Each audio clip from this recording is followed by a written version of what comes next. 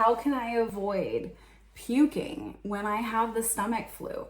Well, again, the flu is a virus, and as we all know, that some of the viruses, like the one for this year, is actually really highly GI concentrated, meaning whoop and blue. So to be honest with you, I'd actually rather just bring it all downtown, right? And the best way to do it, you pop on an Immunogen.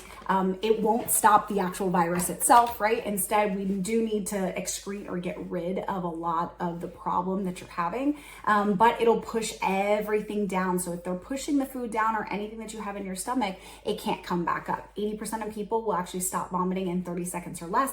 It's basically $10. You can actually grab it right there.